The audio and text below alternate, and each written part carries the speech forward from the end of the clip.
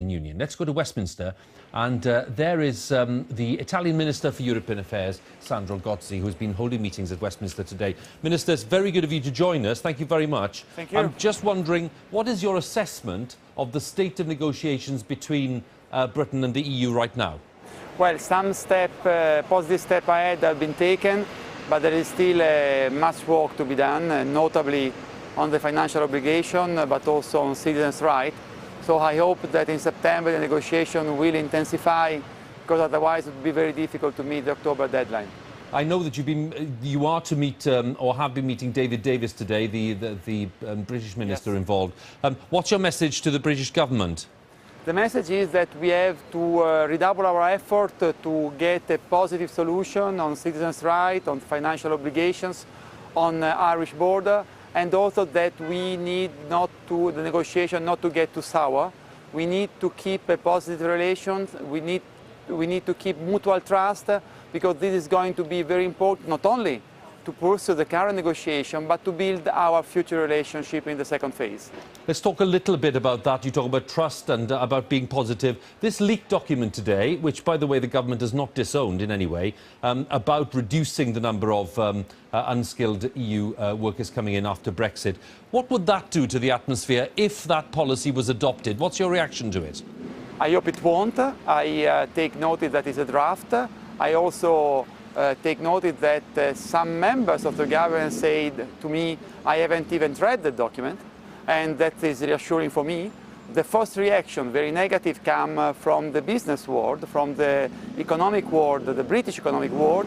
It is clear that I hope that is not the official direction towards the British government will go. Certainly it is a wrong direction in our analysis, and certainly we won't be ready to negotiating along those lines, which are very restrictive and unacceptable for us, but apparently, in the light of the reaction of the British business world, notably harmful for the business in Britain.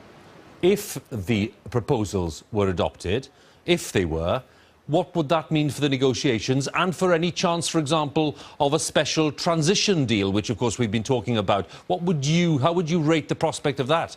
Special transition deal or a transition deal or an implementation deal is very important. And of course, our good relations in this phase will determine also our good relation and our effectiveness in shaping the transition period. I repeat what I've told you. I take notice that this is not the official line of the government. Some members of the government said, I haven't even read the document. I hope they won't need to read it, because I hope they will work on another line. But again, the point I'm trying to put, and you know, to be fair, you've made your point clear on your connection with some of the ministers today, but what would be the implication for negotiations if this became official British policy? It would make the negotiation much more difficult and much more complicated. And we don't need to further complicated negotiations, which are already very demanding on both sides, EU side and UK side. Would it make a transition deal impossible? No, it is too early to say what makes the transition deal possible or impossible. I do believe that it is impossible not to have a transition deal, but to talk about the transition deal, we need a deal. And now we should focus on how to reach the deal. Do you think relations at the moment are as difficult as some people are describing them? No, I think that at the moment the relations are not as difficult as people describe. I think that the awareness on both sides on the need to deepen the negotiation. I repeat, it's better to intensify the negotiation in September, because I think that we are just at the beginning of a process, and we need to do much more together in the months ahead of us. And is it still your view that the negotiations on future relationships and trade and all the rest of it will not be able to take place until there's been agreement on those issues, including a financial settlement that Monsieur Barnier has been talking about? Barnier line is the EU line and is working under our mandate. It came up in London, I think it's very interesting, is the proposal which has been made for the transition period to keep UK in the single market, in the customs union.